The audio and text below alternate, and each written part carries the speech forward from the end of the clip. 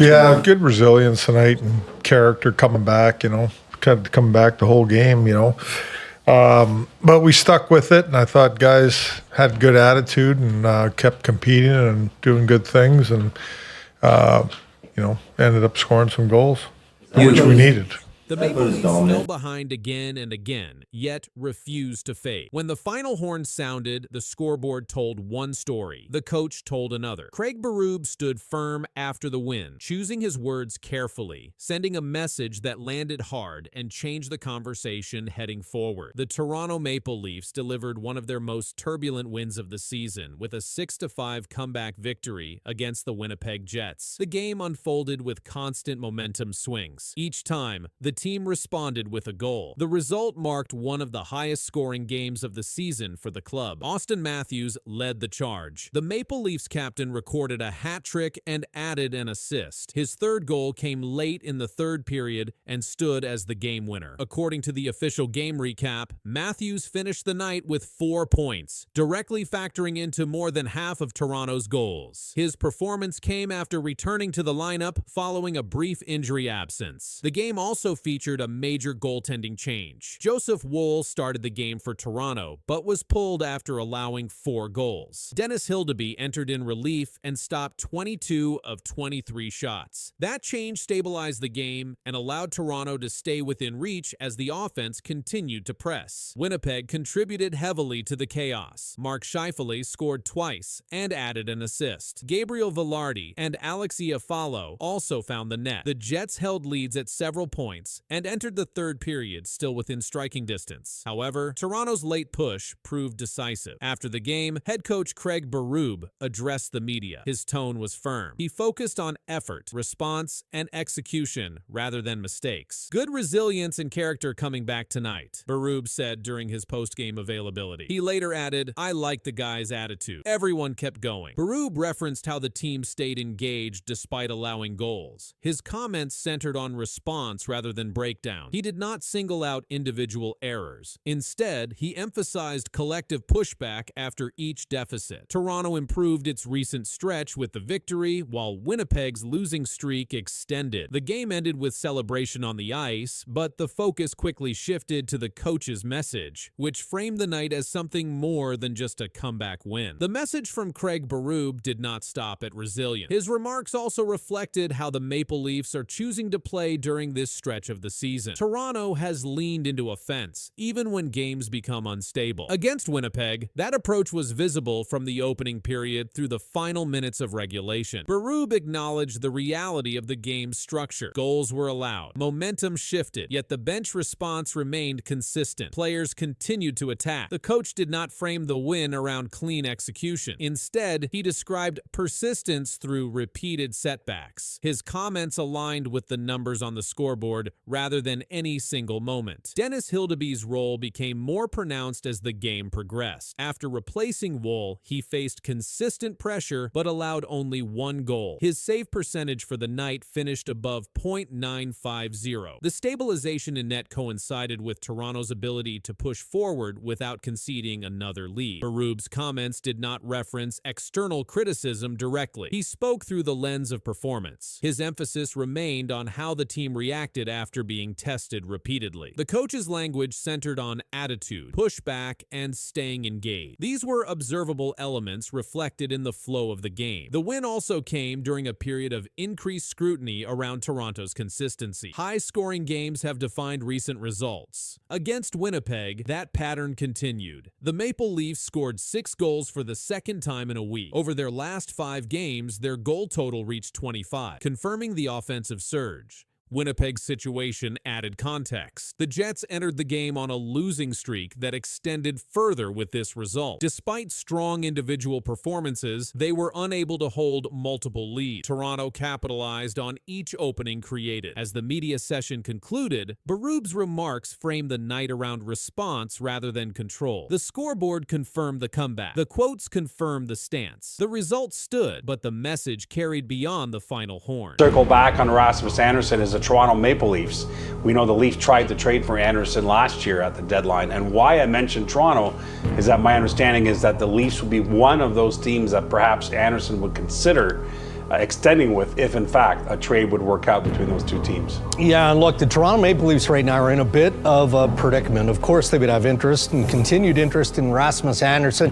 Toronto Maple Leafs are quietly active again, and the focus has narrowed. Injuries have changed priorities. Familiar names are back on internal lists. Calgary's situation is being watched closely. No announcement has been made, but multiple teams are circling, and Toronto's involvement has added new pressure to a market that is already tightening fast. Rasmus Andersson has remained one of the most discussed defensemen in NHL trade conversations since last summer. The Calgary Flames blue liner is entering the final year of his contract and has not committed to an extension. That contract status has placed him under constant evaluation as Calgary continues to assess its direction this season. Multiple league reports have stated that if the Flames remain outside the playoff picture, moving Andersson becomes a realistic option rather than risking his departure without return. Interest in Andersson has not been limited to one team. Despite that attention, no transaction has progressed to an advanced stage. Insiders have consistently described discussions as exploratory rather than final. The absence of traction has not eliminated interest. Instead, it has shifted activity behind the scenes. Toronto's involvement has drawn particular focus. According to David Pagnotta, speaking on the Hello Hockey podcast on December 27th, the Maple Leafs are among the teams that have kicked the tires on Andersson. Pagnotta stated, "I still think he's getting moved. We know the usual Dallas and Vegas suspects. We know Toronto's kicked the tires. I could see LA getting back into that discussion." The comment reinforced the idea that Toronto's attention has not faded, even without immediate progress. Toronto's renewed interest aligns with internal circumstances. The Maple Leafs have faced continued pressure on their blue line due to injuries. Chris Tanev was recently ruled out for a significant period with a groin injury. His absence has reduced defensive stability and increased the workload on remaining defenders. Reuters reported that Tanev missed Toronto's most recent game with no clear timeline provided for his return. That development has intensified scrutiny on Toronto's defensive depth. Andersson's profile fits the category Toronto has been monitoring. This season, he has recorded 25 points in 39 games, including 7 goals and 18 assists. He averages over 24 minutes of ice time per game and has contributed 71 blocked shots and 21 hits. Over his NHL career, Andersson has accumulated 256 points in 575 games. His usage reflects consistent deployment against top competition, a factor teams weigh heavily when evaluating potential acquisitions. Market conditions around Rasmus Andersson have remained controlled rather than aggressive. Reports have indicated that Calgary has not rushed the process and has continued to gather information across the league. The Flames have acknowledged interest, but have not signaled urgency. That posture has kept discussions measured and prevented rapid escalation despite ongoing speculation. Several insiders have pointed to timing as a key factor. Toronto previously explored Andersson at last year's trade deadline, but a deal did not materialize. Pierre LeBrun later reported that the Maple Leafs have since circled back on Andersson as the pool of available top 4 defensemen has narrowed. Following the movement of other high-end defensemen across the league, teams seeking similar profiles have limited alternatives. That contraction has raised Andersson's visibility. Calgary's position remains tied to its broader competitive outlook. The Flames have spent much of the season outside the playoff picture. As that trend continues, league observers have increasingly framed Andersson as one of the most valuable assets Calgary could move. His age, production, and role elevate his market standing compared to short-term depth options. Calgary has not publicly confirmed trade plans, but multiple reports have noted that front office evaluation is ongoing. Toronto's patience has also been documented. Drager explained that Toronto is monitoring the market while waiting for additional sellers to emerge. With limited supply, teams have shown caution rather than overcommit early. Injury developments have kept the situation fluid. Chris Tanev's absence has placed increased responsibility on Toronto's remaining defensemen. That reality has not been framed as a trigger for immediate action, but it has reinforced the rationale behind continued engagement. Toronto's front office has acknowledged the need for for improvement and has maintained communication lines rather than stepping away. At this stage, no formal agreement exists. No finalized framework has been reported. What has been confirmed is sustained interest, repeated evaluation,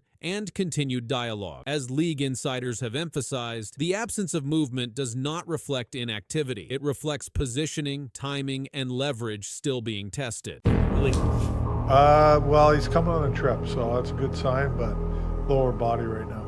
We'll see how he is tomorrow. The change came without warning. It happened just before puck drop. One of Toronto's top scorers was suddenly not on the ice. The Maple Leafs had already prepared their lines. Then everything shifted. William Nylander was scratched late with a lower body injury. Within minutes, Craig Berube was forced to rebuild the lineup, and the ripple effects started immediately. The Toronto Maple Leafs made a late lineup change after forward William Nylander was ruled out with a lower body injury. The decision came shortly before puck drop. Nylander was initially expected to play. The team later confirmed that he was scratched following a final evaluation. The injury was classified as day-to-day, with no additional medical details released. Head coach Craig Berube addressed the situation after the lineup adjustment. He confirmed the status and timing of the decision. "He's day-to-day," Berube said. The statement offered no timetable for Nylander's return. The team did not indicate when the injury occurred or whether it happened during a previous game or practice. The late scratch forced immediate changes. Toronto had already prepared its lines before the decision. Once Nylander was ruled out, the coaching staff had limited time to reorganize the forward group. Players originally assigned to depth roles were moved into larger responsibility. Line combinations were altered minutes before the opening face-off. Late scratches are uncommon in the NHL unless a player is deemed unfit during final checks. Nylander had taken part in earlier preparations before being removed from the lineup. Because the decision came so close to game time, the Maple Leafs did not make a roster recall. Instead, they adjusted internally, reshaping the lineup already dressed for the game. Nylander's absence carried weight. He is a regular top six forward and a consistent contributor to Toronto's offense. He also plays a key role on the power play. With him unavailable, the coaching staff modified special teams unit. Positions were reassigned. Ice time projections changed across multiple lines. Berube kept his public comments brief. He did not describe the severity of the injury. He did not confirm how many games Nylander could miss. The day-to-day label allows flexibility, but it also creates uncertainty for upcoming games. Each day requires a new evaluation, and lineup planning remains unsettled until clearance is given. The sudden change disrupted established chemistry. Nylander has spent significant time with Toronto's primary scoring forwards. Removing him required new combinations without extended practice time. Adjustments were made in real time, under game conditions, as players adapted to new roles with little notice. The situation placed immediate focus on how the Maple Leafs would respond without one of their top offensive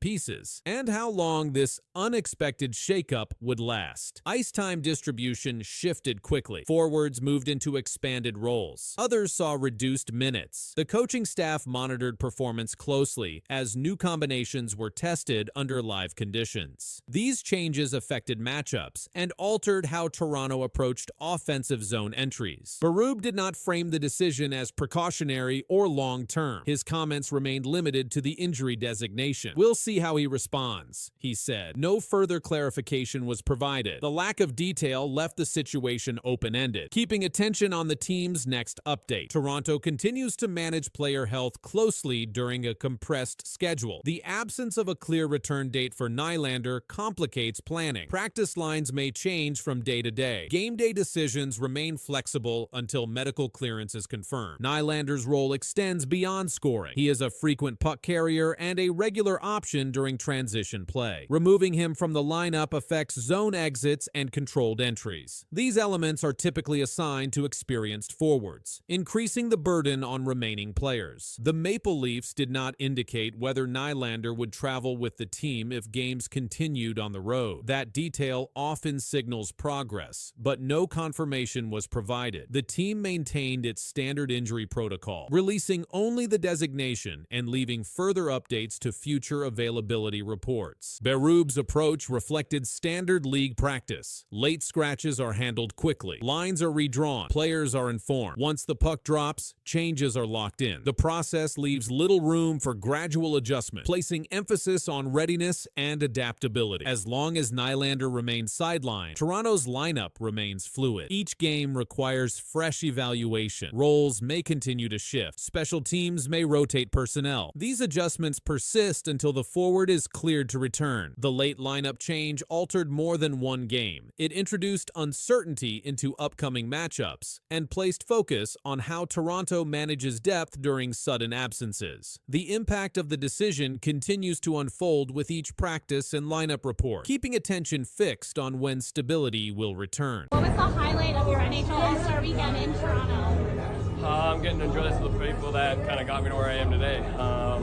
Enjoying this just whole experience with them, and obviously having it in the hotel is pretty special. And winning.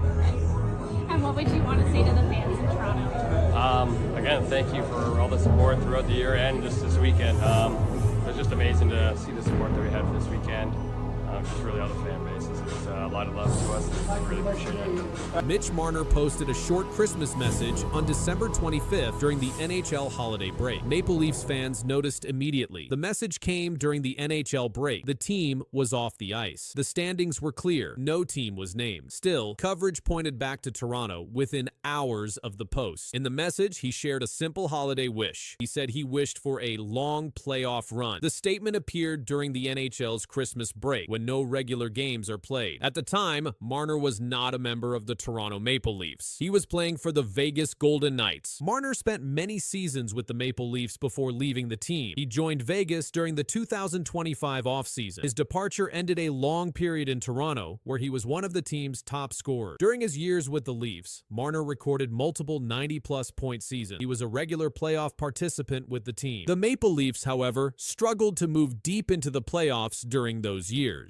They reached the postseason several times but did not advance far. That history is well known and often discussed in hockey coverage. When Marner's Christmas message became public, several hockey news outlets reported that many readers viewed it as directed toward Toronto. The message did not mention the Maple Leafs by name. It did not reference past teammates. It did not describe events in Toronto. Still, its timing drew attention. At the Christmas break, the Maple Leafs were near the bottom of the Eastern Conference standing. Team performance reports showed issues in multiple areas. Their goals against numbers were high. Their 5-on-5 play ranked low in league tracking. Their power play had struggled through large parts of the season. Reports published before Christmas described the Leafs' power play as underperforming. After a loss to the Washington Capitals earlier in December, head coach Craig Berube addressed the issue publicly. He said the power play was not good. He also spoke about effort levels in games. The team entered the holiday break with pressure already present. Analysts had discussed possible roster changes. Media reports noted that uncomfortable conversations could take place if results did not improve. These reports were released days before Marner's message. As Marner's Christmas wish circulated online, fan reactions appeared quickly. Hockey blogs and fan pages published responses within hours. Many posts described strong reactions from Leafs supporters. Comments appeared across social platforms. Some fans expressed frustration. Others referenced past playoff seasons. Several fan pages tracked the speed of the reaction. According to reports, Marner's message gained more attention than many holiday posts from NHL players. Screenshots of the statement were shared widely. Discussion threads grew throughout December 25th and December 26th. Because the message was short and general, there was no official clarification. Marner did not add follow-up comments. He did not explain what team he meant. He did not issue another statement after the reaction began. Sports news outlets described the situation as another moment linking Marner's past with Toronto's present. Articles referenced his playoff history with the Leafs. They also referenced the team's current standings. Some reports focused on fan emotion. Others focused on timing. Christmas break is one of the few pauses in the NHL season. Media coverage continues, even when games stop. Player comments often receive more attention during this period. The Maple Leafs Leafs season has included brief winning stretches. They also experienced long periods of inconsistency. Before the break, the team had welcomed some players back from injury. They also recorded a win shortly before Christmas. Even with that win, standings data showed the Leafs near the bottom of the conference. Analysts noted that improvement was needed in both offense and defense. The team's expected goals numbers remained below league average. As discussion continued, some outlets highlighted that Marner's message did not break any rules. Players often share holiday wishes. The reaction came from interpretation rather than direct accusation. The message itself stayed unchanged. The words remained the same. The context around it grew. By December 26th, coverage expanded. Articles connected Marner's comment to Toronto's season story. Fan reaction pieces were reposted across aggregator sites. Social media continued to circulate screenshots. At the same time, league